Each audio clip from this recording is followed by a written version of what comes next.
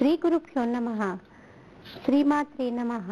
మన ప్రేక్షకులందరికీ కూడా దేవీ నవరాత్రుల సందర్భంగా అందరికీ కూడా శుభాకాంక్షలు అందజేస్తూ, అలాగే ఆ తల్లి యొక్క కృపా కటాక్షాలు మనందరిపైన ఉండాలని మనసారా కోరుకుంటున్నాను. ఆ తల్లి యొక్క పాద పద్మాలని పట్టుకొని మరి మనము అమ్మవారి గురించి తెలుసుకుంటూ ఉన్నాము. ఆ తల్లి భండాసురుణ్ణి సంహరించటం గురించి తెలుసుకుంటూ ఉన్నాము. మరి శ్యామలాదేవి, వారాహిదేవి ఇద్దరు రాక్షసుల్ని సంహరించారు, దుర్మదుణ్ణి మరియు కుటుంబుణ్ణి. ఈ ఇద్దరిని సంహరించిన తర్వాత మరి ఆ రాక్షసీ శక్తులు మరి 5గురుగా మరి ఆ మన మీదకి దేవతా సైన్యం మీదకి దండెత్తుకొని వచ్చేసరికి అమ్మవారు నకులీ వాగేశ్వరి రూపంలో వచ్చి ఆ యొక్క రాక్షసులందరినీ కూడా సంహరించింది. మరి ఇంకొక 7గురు రాక్షసులు వారి వారి యొక్క దృష్టితోటి సేనలన్నిటినీ కూడా తల్లి యొక్క సేనలన్నిటినీ కూడా స్తంభింపచేస్తే ఆ తల్లి తిరస్కరణీ దేవి రూపంలో వచ్చి అంధకము అనేటటువంటి అస్త్రంతో ఆ 7గురి రాక్షసుల్ని సంహరించింది. ఆ 7గురి రాక్షసులని తన యొక్క ఖడ్గంతో సంహరించి వారి యొక్క తలలు నెత్తురోడుతూ ఉండగా ఆ తల్లి తిరస్కరణీ దేవి తన యొక్క మెడలో వేసుకొని అక్కడ నృత్యం చేసింది. నిజానికి చూడండి, మనము ఒక్కసారి ఆ లలితాదేవిని కనుక పట్టుకుంటే మనకి ఎన్ని శక్తులు వస్తున్నాయో. ఒక రకంగా చూస్తే మనకి మదము అంటే మనలో ఉన్నటువంటి అహంకారం నశిస్తోంది. ఇంకొక రకంగా చూస్తే మనలో ఉన్నటువంటి వాక్కులో ఉండేటటువంటి దోషాలని ఆ తల్లి సంహరిస్తోంది. మన మనసులో నుంచి వచ్చేటటువంటి ప్రతి మాట కూడా ఒకరికి ఉపయోగకరంగా ఉండేటట్టు, ఒకరిని నిందించకుండా ఉండేటట్టుగా ఆ తల్లి మనల్ని అనుగ్రహిస్తుంది. ఇంకొక రకంగా మన చూపులో ఉండేటటువంటి దోషాలని కూడా ఆ తల్లి తొలగిస్తూ ఉంది. ఎందుకు కొంతమంది చూడండి, వారి యొక్క దృష్టి పడినంత మాత్రాన పచ్చగా ఉన్నటువంటి చెట్టు కూడా మాడి మసైపోతుంది. మరి ఇంకొకరి దృష్టి తగిలితే ఎంతో అందంగా ఉండేటటువంటి, ఎంతో ఆనందంగా ఉన్నటువంటి చిన్నపిల్లలు కూడా, కేరింతలు కొడుతూ ఉన్నటువంటి వారు కూడా అసలు గుక్క పెట్టి ఏడుస్తూ ఉంటారు. పాలు తాగరు, నిద్రపోరు. ఏం చేస్తున్నామో మనకి ఎలా సముదాయించాలో కూడా తెలియక సతమతమైపోతూ ఉన్నటువంటి సమయంలో పెద్దలు ఏం చేస్తారు, అయ్యో పిల్లవాడికి దిష్టి తగిలిందేమో అంటూ దిష్టి తీసేస్తుంటారు. అలాంటి సందర్భాలలో మనకి వాక్కులో దోషాలు పోవాలి అంటే ఆ నకులీ వాగేశ్వరి దేవిని మనం స్మరించుకోవాలి. అలాగే దృష్టి దోషాలు పోవాలంటే ఈ తిరస్కరణీ దేవిని ఒక్కసారి స్మరించుకొని, పెద్దవారై ఉండొచ్చు, చిన్నవారై ఉండొచ్చు. చూడండి, ఎంత పెద్దవాళ్ళకైనప్పటికీ కూడా తల్లి దిష్టి తీస్తూ ఉంటుందా లేదా? మనకే చూడండి, మన అమ్మతోటి మనము అమ్మ తలనొప్పిగా ఉందే ఎందుకో అనగానే వెంటనే అమ్మే అంటుంది, దిష్టి తగిలిందేమోనే, ఒకసారి నా దగ్గరికి రా, ఉప్పు తీసి పంపిస్తాను అంటూ తల్లి అంటుందా లేదా? అంటే దృష్టి దోషం అన్నది తప్పకుండా ఉండి తీరుతుంది. అలాంటి సందర్భాలలో ఉప్పు తీసుకునేటటువంటి అవకాశం లేనప్పుడు ఏం చెయ్యాలి? ఒక్కసారి ఈ తిరస్కరణీ దేవి యొక్క నామాన్ని కనుక మనం పలికి, మనం ఆ చేతిలోకి విభూతో కుంకుమో ఏదో ఒకటి తీసుకొని నుదటన కనుక పెట్టుకున్నట్టయితే ఏదైతే దృష్టి దోషం ఉందో అదంతా కూడా తొలగింపబడుతుంది. శ్రీ తిరస్కరణికా దేవ్యై నమః అంటూ మనం కనుక తల్లి నామాన్ని పలికినంత మాత్రాన ఆ యొక్క దోషము తొలగింపబడుతుంది. మరి ఎన్ని అనుగ్రహిస్తోందో చూడండి. మనము తెలుసుకుంటోంది ఒక భండాసురుణ్ణి సంహరించటం గురించే తెలుసుకుంటున్నాము. కానీ మనం ఈ భండాసురుణ్ణి సంహరించుకునేటటువంటి నేపథ్యంలో ఆ తల్లి మనల్ని ఎన్ని రకాలుగా అనుగ్రహిస్తుందో చూడండి.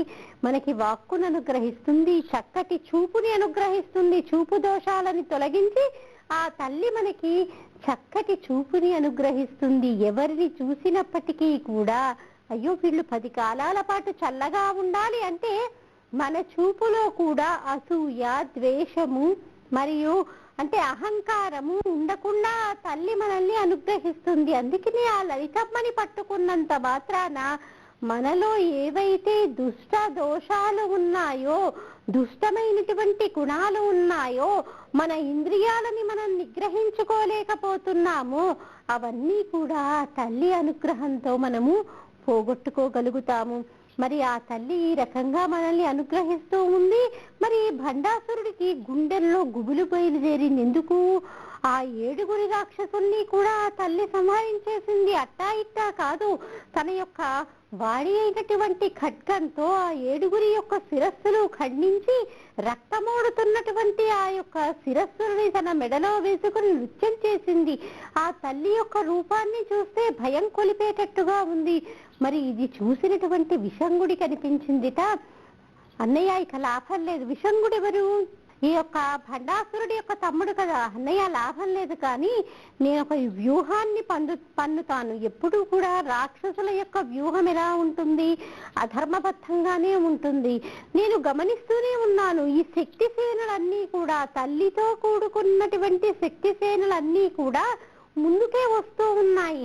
వారు ముందుకు వస్తూ ఉన్నారు కాబట్టి మరి వారికి వెనక అసలు ఎటువంటి అవకాశము లేదు, వెనకాల అసలు ఎటువంటి రక్షణ కూడా లేదు. అందుకని నేను ఏం చేస్తాను అంటే, ఒక 15 మందిని తీసుకొని నేను మన అనుచరులైనటువంటి 15 మంది సైనికాధ్యక్షుల్ని నేను నాతో పాటు తీసుకొని వెళ్తాను.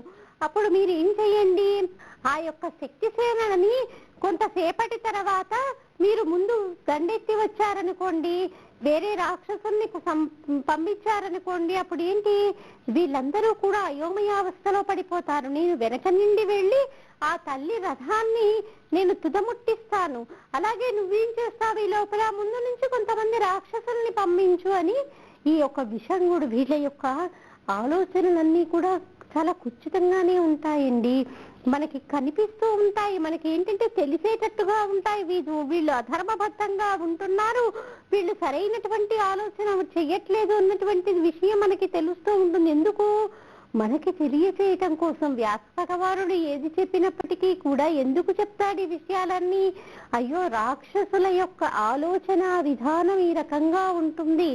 ఆ దేవతల యొక్క ఆలోచన అంటే సన్మార్గంలో ఉన్నటువంటి వారికి, ఉన్నతమైనటువంటి ఆలోచనలు కలిగే వారి యొక్క ఆలోచన విధానం ఈ రకంగా ఉంటుంది. ఈ రెండిటి యొక్క వ్యత్యాసం తెలియచేయటానికే రాక్షసుల యొక్క ఆలోచన విధానాన్ని మనకి అంతగా కళ్ళకి కట్టినట్టు చూపించేది. మరి ఇలా చెప్పి ఏం చేశాడు విషంగుడు? వెంటనే రాత్రిపూట యుద్ధం నిషిద్ధము. అంతటి మహాభారత యుద్ధం కూడా రాత్రి అవ్వగానే అందరూ కూడా చక్కగా విశ్రాంతి తీసుకునేవారు. సూర్యాస్తమయమైన తర్వాత ఇక యుద్ధం చేయటానికి వెళ్ళలేదు. యుద్ధానికి కూడా కొంత నీతి ఉంటుంది, ఆ రకంగానే మనం యుద్ధాన్ని చెయ్యాలి. మరి ఈ విషంగుడు ఏం చేశాడు? దానికి విరుద్ధంగా నేను ఈ యొక్క రథాన్ని, అమ్మవారు కూర్చున్నటువంటి రథాన్ని నేను తుదముట్టిస్తాను, దాని మీదకి దండెత్తుతాను అంటూ ఏం చేశాడు విషంగుడు? ముందుగా తన 15 మంది అనుచరులతో కూడి అమ్మవారి యొక్క రథం వెనక భాగం నుంచి వచ్చాడు. మనకి శాస్త్రం కూడా ఏం చెప్తుంది? మనం ఏదైనా మంచి కార్యక్రమానికి వెళ్తున్నప్పుడు మనము సింహద్వారం గుండానే వెళ్ళాలి, దొడ్డిదారి గుండా ఎప్పుడు కూడా మనం వెళ్ళకూడదు. ఎందుకు? విజయాన్ని కోరుకునేటటువంటి వారు, విజయాన్ని అపేక్షించేటటువంటి వారు, వారితో చక్కటి సంబంధ బాంధవ్యాలని ఆపేక్షించేవారు వాళ్ళందరం కూడా ఏం చేయాలి? సింహద్వారం గుండానే వెళ్ళాలి. వెళ్ళేటప్పుడు కూడా ఏంటి, మనం కుడికాలు ముందు పెట్టాలి. కుడికాలు ముందు పెడితే ఏంటి, వాళ్ళు మనకి బంధువులు, వాళ్ళు మనకి స్నేహితులు. పైగా అక్కడికి వెళ్ళినప్పుడు మనం అనుకున్నటువంటి కార్యం కూడా చక్కగా నెరవేరుతుంది అన్నది తెలియచేయటం కోసం మనము ఇలాంటివన్నీ కూడా అవలంబిస్తూ ఉంటాం. కానీ ఈ విషంగుడు ఏం చేశాడు చూడండి, ఈ వ్యత్యాసం మనకి కళ్ళకి కట్టినట్టు కనిపిస్తుందా లేదా? ఈ వ్యత్యాసం ఏంటి? వాడేం చేశాడు? వెనక నుంచి వచ్చి అమ్మవారి యొక్క రథాన్ని తుదముట్టించాడు. దాన్ని పట్టకొడదామనేసి ఆయన ఏం చేశాడు విషంగుడు?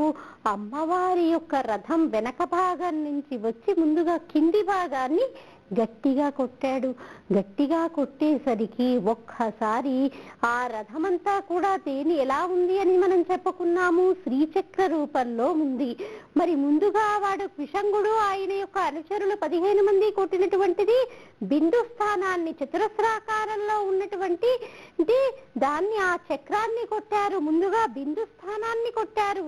అలా కొట్టేసరికి ఒక్కసారి అక్కడ ఉన్నటువంటి అమ్మవారి యొక్క భృకుటి ముడిపడింది. అంటే భృకుటి ముడిపడింది అంటే ఏంటి? అమ్మవారికి ఆలోచన కలిగింది, ఏదో జరుగుతోంది అని. ఆ తల్లికి కించిత్ కోపం కలిగింది. ఆ తల్లికి ఎప్పుడూ కూడా తన బిడ్డల మీద కోపం కలగదండి. రాక్షసులైనప్పటికీ కూడా వాళ్ళు చేస్తున్నటువంటి పాపకార్యాల పట్ల ఆవిడకి కోపమే కానీ నిజానికి వాళ్ళు కూడా నా బిడ్డలే అన్నటువంటి ఆలోచనతోటి ఆ తల్లి ఉంటుంది. వారిని కూడా సరిదిద్దాలన్నటువంటి ఆలోచనతోటి వారిని సంహరిస్తుంది తప్పితే వారిని ఏ రకంగా కూడా బాధించాలని కాదు. ఎందుకు? ఆ తల్లి జగజ్జనని కాబట్టి. మరి ఒక్కసారి భృకుటి ముడి వేసింది ఆ తల్లి.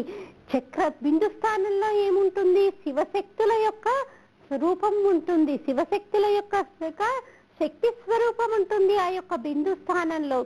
వీరు వెనక నుంచి ఈ యొక్క 15 మంది అనుచరులు పైకి వస్తున్నారు. ఎప్పుడైతే ఈ తల్లి భృకుటి ముడి వేస్తుందో, భృకుటి ముడి వేసేసరికి ఆ తల్లి యొక్క చుట్టూ కూడా బిందు స్థానము, తర్వాత త్రికోణాకారంలో ఏమేమి ఉంటాయి? త్రికోణాకారంలో ఉన్నటువంటి ఆవరణలో ఇచ్ఛాశక్తి, జ్ఞానశక్తి, క్రియాశక్తులు ఉంటాయి. అంటే ఎవరు? లలితా పరమేశ్వరీ దేవి, శ్యామలాదేవి, వారాహీదేవి. మరి వీరి మధ్య ఉన్నటువంటి ప్రదేశంలో 15 మంది దేవతలు నిత్యము కూడా ఆ లలితాదేవిని స్తుతిస్తూ ఉంటారు. ఆ లలితాదేవిని చూస్తూ ఆనందంతో, మామూలు ఆనందం కాదు, చిన్మయ ఆనందంలో ఉంటారు వాళ్ళు. మరి ఆ 15 మంది దేవతలు ఎప్పుడైతే లలితాదేవి భృకుటి ముడి వేసిందో, అమ్మో తల్లికి ఆగ్రహం వచ్చిందని, అమ్మా నువ్వేమీ కంగారు పడకు, మేమున్నాం కదా, మేము వెళ్ళి వాళ్ళని సంహరిస్తాము అంటూ ఆ 15 మంది దేవతలు ఏం చేశారు?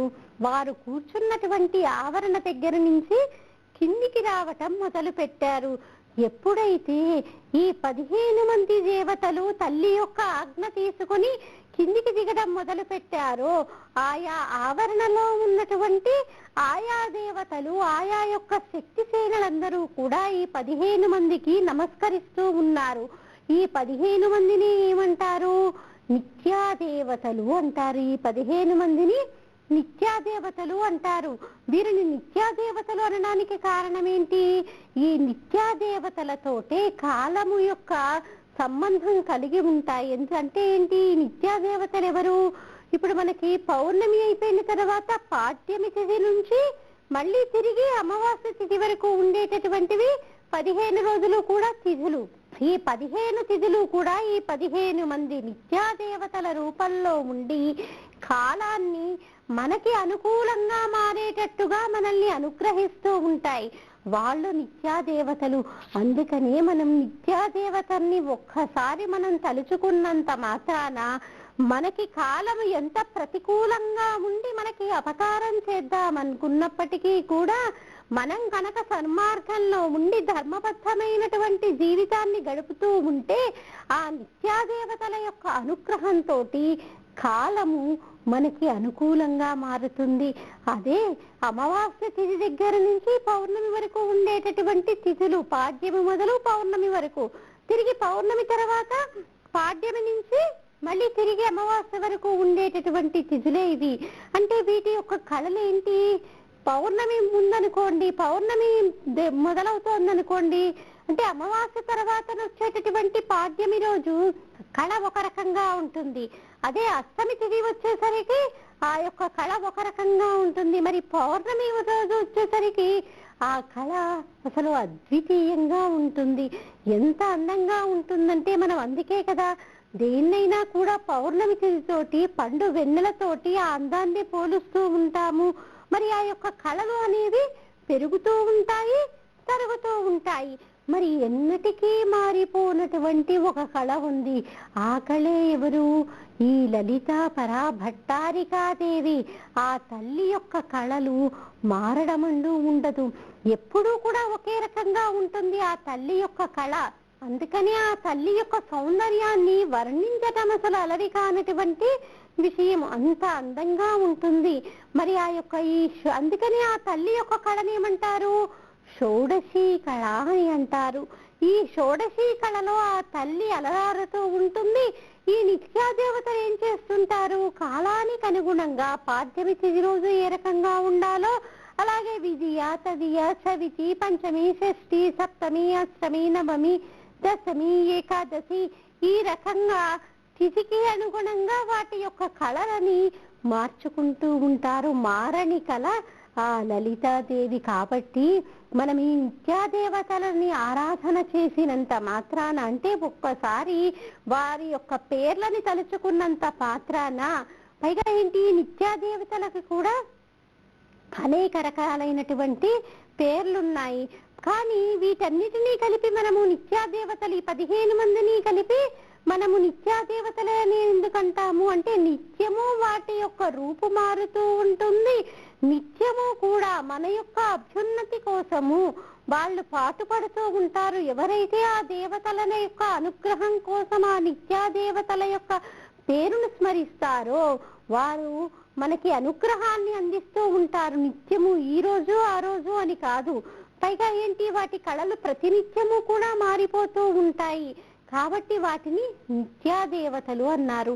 మరి ఆసురీ శక్తులు ఏంటి, మన కాలాన్ని మనకు అనుగుణంగా తిప్పుకునేవి నిత్యాదేవతలు. మరి ఆసురీ శక్తులు ఏంటి, 15 మంది కాలాన్ని ప్రతికూలంగా తిప్పుకునేటటువంటి వాళ్ళు ఈ 15 మంది కూడా. మరి ఈ 15 మంది చేతిలో ఆ 15 మంది రాక్షసులు కూడా హతమైపోయారు. ఇంతలో ఈ యొక్క భండాసురుడు, కుటిలాక్షుడు కలిసి ఏం చేశారు, అయ్యో వీళ్ళందరూ కూడా వెనక నుంచి ఈ విషంగుడు 15 మందితో దండెత్తాడు కదా, మనం ఏం చేద్దాము, ముందు నుంచి మళ్ళీ సైన్యాన్ని పంపిద్దాము. ముందు నుంచి సైన్యాన్ని పంపించామనుకో దేవతలకి ఏమి చెయ్యాలో పాలుపోక వాళ్ళు ఏం చేస్తారు, యుద్ధంలో వెనకడుగు వేస్తారేమో అని కొంతమంది సైన్యాన్ని ముందుకు పంపించారు. పంపించేసరికి ముందుగా ఉన్నటువంటి వారాహి, శ్యామల యొక్క సైన్యమంతా కూడా ముందుకి ఆ యొక్క సైన్యాన్ని సంహరించటంలో ముందుకు వెళ్ళిపోయింది. ఈ నిత్యాదేవతలేమో ఈ యొక్క విషంగుడు తీసుకొని వచ్చినటువంటి ఈ యొక్క 15 మందిని కూడా సంహరించారు. వీరు సంహరించగానే ఆ రథం మీద ఉన్నటువంటి ఆవరణలు, త్రికోణాలు, చతురస్రాకారాలు లో ఉన్నటువంటి ఆవరణలు, దేవతలు అందరూ కూడా నిత్యాదేవతల పైన వృష్టి కురిపించారు. పుష్పవృష్టి కురిపించి ఒక్కసారి ఆ యొక్క 15 మంది దేవతల్ని కూడా స్తుతించారు. కాబట్టి ఆ నిత్యాదేవతల యొక్క అనుగ్రహం కావాలి అంటే మనం కూడా ఏం చేయాలి, ఒక్కసారి మనము వారిని స్తుతించాలి. ఒక రకంగా చూడండి, ప్రకృతి కూడా చూడండి, ఈ నిత్యాదేవతల యొక్క అనుగుణంగానే ప్రకృతి కూడా ముందుకు వెళుతూ ఉంటుంది. పాడ్యమి, ద్వితీయ, తదియ, చవితి అని మనం ఏ ఏ తిథులైతే మనం చెప్పుకుంటూ ఉన్నామో ఆ తిథులకి చంద్రకళలు కూడా పెరుగుతూ ఉంటాయి, తరుగుతూ ఉంటాయి. మరి చంద్రకళలు తరగడంతో మరి ప్రకృతిలో వచ్చేటటువంటి ఆటుపోట్లు కూడా ఆధారపడి ఉంటాయి కదా. నిజానికి చూడండి, పౌర్ణమి తిథి అనుకోండి, పౌర్ణమి తిథి రోజు మరియు అలాగే అమావాస్య తిథి రోజు సముద్రుడికి ఆటుపోట్లు ఎక్కువగా ఉంటాయి, అంటే అలలు ఎక్కువగా వచ్చిపోతూ ఉంటాయి. అందుకే చూడండి, జాలరులు పౌర్ణమి తిథి రోజు మరియు అమావాస్య తిథి రోజు చాలా జాగ్రత్తగా ఉంటారు. అంటే మనకి ప్రకృతితోటి మరియు దీనితోటి కూడా నిత్యాదేవతలకి కూడా చక్కటి సంబంధము ఉంది. కాబట్టి ఆ నిత్యాదేవతలని కనుక మనము ఆరాధన చేశామనుకోండి, మనకి ప్రకృతి కూడా మనల్ని చల్లగా రక్షిస్తుంది. అతివృష్టులు, అనావృష్టులు లేకుండా చక్కగా సమశీతోష్ణమైనటువంటి స్థితిలో ప్రకృతి ఉండేటట్టుగా, ఏ కాలానికి ఏమి జరగాలో అలా జరిగేటట్టుగా ప్రకృతి కూడా మనల్ని అనుగ్రహిస్తుంది. చంద్రుడికి మరియు అమ్మవారికి మరియు ఈ నిత్యాదేవతలకి మనకి కూడా ఒక చక్కటి సంబంధ బాంధవ్యాలు ఉన్నాయి. అందుకే కదా చంద్రమా మనసో జాత అని మనకి శాస్త్రం చెప్తుంది. చంద్రుడు మనస్సుకి కారకుడు. నిజానికి చూడండి, మన మనసు చాలా గందరగోళంగా ఉందనుకోండి, ఏదైనా బాధతోటో లేకపోతే ఉద్విగ్నతతోటో ఉందనుకోండి, గబాన్న మనం ఆరు బయటకి వచ్చి పైకి చూడగానే చంద్రబింబం కనిపించిందనుకోండి, ఒక్క క్షణం ఆ చంద్రబింబాన్ని చూసి మన మనసులో పడుతున్న గందరగోళము అవన్నీ కూడా సద్దుమణుగుతాయా? సద్దుమణుగా ఒక్క క్షణం మనల్ని మనం మైమరిచిపోతామా? మైమరిచిపోమా? తప్పకుండా మైమరిచిపోతాం. ఎందుకు? ఆ చంద్రబింబానికి అంతటి శక్తి ఉంది. మనసుని లయం చేసేటటువంటి శక్తి ఆ చంద్రునికి ఉంది. కాబట్టి మనము ఆ చంద్రుని యొక్క బింబాన్ని చూసినంత మాత్రాన మనకి ఆ యొక్క మనసు ఆనందదాయకంగా ఉండడానికి కారణం అదే. మరి అలాంటిది మరి ఈ యొక్క లలితాదేవి ఏంటి? అసలు మారినటువంటి కళ. ఎప్పుడూ కూడా పౌర్ణమి రోజు చంద్రబింబము ఎంత అందంగా అయితే ఉంటుందో అమ్మవారు కూడా నిత్యము కూడా అలాగే ఉంటుంది. స్వాత్మైక రూప. అందుకే అమ్మవారికి ఒక రూపమేంటి, ఒక నామమేంటి?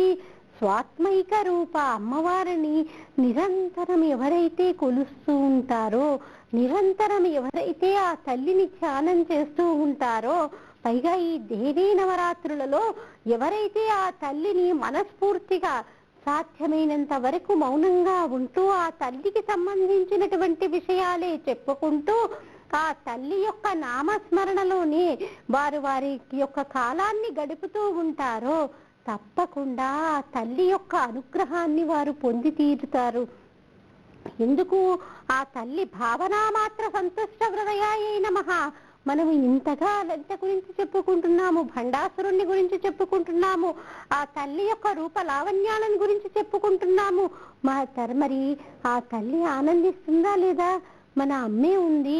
మన అమ్మ గురించి మా అమ్మ అయితే నాకు చిన్నప్పుడు నాకు ఏదైనా తలనొప్పి రాగానే గబగబా దేవుడి దగ్గరికి వెళ్ళి ముడుపు కట్టేసేది, లేకపోతే 3 శనివారాలు ఉపవాసం ఉంటానని మొక్కుకునేది అంటూ మనం ఒక వయసు వచ్చిన తర్వాత మన అమ్మ గురించి చెప్పుకున్నట్లే ఇప్పుడు కనుక మనము ఆ తల్లి గురించి ఇలా నిరంతరం చెప్పుకుంటూ ఉంటే, మన అమ్మ గురించి చెప్పుకుంటుంటే మన తల్లి ఎంతగా ఆనందిస్తుందో మరి ఆ జగజ్జనని అయినటువంటి ఆ పరాభట్టారిక కూడా అంతే ఆనందిస్తుంది. ఆనందించి అయ్యో వీళ్ళు నా గురించే తలుచుకుంటున్నారు, నన్నే ఆరాధన చేస్తున్నారు అంటూ మనకి ఏదో ఒక రోజు ఆ తల్లి యొక్క దివ్య దర్శనం కలిగేటట్టుగా ఆ తల్లి అనుగ్రహించి తీరుతుంది. మరి మనకు ఉండాల్సింది ఏంటి? మనకి ఆ తల్లి అక్కడ కూర్చొని ఉంది, ఆ సింహాసనం మీద కూర్చుని ఉన్నటువంటి నా తల్లిని నేను ఆరాధన చేసుకుంటున్నాను అన్నటువంటి దృఢమైనటువంటి నిశ్చయం మన మనసులో ఉండాలి. అమ్మలగన్నయమ్మ, ముగ్గురమ్మల మూలపటమ్మ, చాలా పెద్దమ్మ, సురారులమ్మ, కడుపారడి బుచ్చినయమ్మ, తన్నులో నమ్మిన వేల్పుటమ్మల మనస్సుల నుండెడి అమ్మ, దుర్గ మాయమ్మ, కృతాబ్ధి ఇచ్చుట మహత్వ కవిత్వ పటుత్వ సంపదల్ అంటూ కనుక ఆ అమ్మలగన్నయమ్మ అయినటువంటి ఆ దుర్గమ్మ తల్లిని మనం కనుక నిత్యము ఆరాధన చేస్తే, ఆ లలితా పరమేశ్వరీ దేవిని కనుక మనం నిత్యము కనుక ధ్యానం చేస్తూ ఉంటే తప్పకుండా మనము ఆ తల్లి యొక్క అనుగ్రహానికి పాత్రులమవుతాము. కాబట్టి ఆ తల్లిని మనము, ఆ తల్లి భండాసురుణ్ణి సంహరించటము అంటే నిజానికి ఒక్కొక్క రకంగా ఒక్కొక్క రాక్షసుడి సంహారం చూస్తూ ఉంటే మనకి కూడా ఎన్ని సమకూరుతూ ఉన్నాయంటే, మనకి కంటే మన మనసుకి ఎన్ని అవగతమవుతూ ఉన్నాయి అంటే, ఒక్కొక్క రాక్షస సంహారంలో కూడా ఆ తల్లి మనల్ని అనుగ్రహిస్తూ మనలో ఉన్నటువంటి జీవుడు ఉద్ధరణ పొందేటట్టుగా మనము ఆ తల్లి పాదాల వైపుకే వెళ్ళి నిత్యం ఆ తల్లిని ఆరాధన చేసేటట్టుగా ఆ తల్లి మనల్ని అనుగ్రహిస్తోంది. మరి శ్రీచక్ర రథము అనగానే చతుర్భిః శ్రీకంఠై శివయువతిభిః పంచభిరపి ప్రభిన్నభిశంభో నవభిరపి మూల ప్రకృతిభిః చతుశ్చత్వారింశత్ వసుదళ కళాశ్రాత్రివలయ త్రిరేఖాభిః సార్ధం తవ చరణ పాదామృత యుగం అంటూ ఆ తల్లి యొక్క శ్రీచక్రం గురించి మనకి శంకర భగవత్పాదుల వారు చేశారు. అంటే ఈ తల్లి ఆరాధన చేస్తూ ఉంటే ఏంటి, ఒక రకంగా మనం ఆలోచించినట్లయితే మన శరీరంలో కూడా, అంటే ఇదేదో ఒక తల్లి ఆరాధన అంటే ఒక అమ్మవారి రూపాన్ని మనం ఆరాధన చేస్తున్నట్టు కాదు, మన శరీరంలో కూడా మనలో ఉండేటటువంటి చక్రాలని మనం భేదించుకొని చివరికి మనం సహస్రారంలో సహస్రదళ పద్మం పైన కూర్చున్నటువంటి ఆ తల్లిని మనము చూడగలగాలి. అది మనకి ఆ తల్లి మనకి అనుగ్రహించేటటువంటి విషయం. ఇన్ని రకాలుగా లలిత గురించి తెలుసుకోవటము అంటే చివరికి సహస్రారంలో ఆ తల్లి రూపాన్ని దర్శనం చెయ్యగలగడమే. అలాగే ఈ దసరా నవరాత్రులు అయిపోయిన తర్వాత మనం సామూహికంగా కాత్యాయని వ్రతాలు నిర్వహిస్తున్నామమ్మా. ఈ కాత్యాయని వ్రతాలు చేసుకున్నంత మాత్రాన ఎవరెవరికైతే వివాహం ఆలస్యం అవుతుందనుకుంటున్నామో ఆ పిల్లలందరికీ కూడా వివాహము చాలా త్వరగా అవుతుంది. అంటే జాతకంలో వివాహానికి ఆటంకంగా ఉన్నటువంటి దోషాలన్నీ కూడా తొలగింపబడి వాళ్ళు వివాహ యోగ్యతని త్వరగా పొందుతారు. ఆసక్తి ఉన్నటువంటి వారు సంప్రదించాల్సినటువంటి టెలిఫోన్ నెంబర్ 8125126111 8125126111ని సంప్రదించగలరు. అలాగే కార్తీక మాసంలో వచ్చేటటువంటి పౌర్ణమి తిథి రోజున మనం లక్షవర్తి నోము నిర్వహిస్తున్నామమ్మా. ఈ లక్షవర్తి నోము ప్రతి స్త్రీ కూడా ఆచరించాల్సినటువంటి వ్రతము. ముఖ్యంగా రజోదోషం పోగొట్టుకోవటానికి చేసేటటువంటి వ్రతం కాబట్టి 55 సంవత్సరాలు పైబడినటువంటి స్త్రీలు, ఇతరత్ర ఆరోగ్య కారణాల చేత గర్భశుద్ధి తీసివేయబడినటువంటి స్త్రీలందరూ కూడా ఈ వ్రతాన్ని ఆచరించవచ్చు.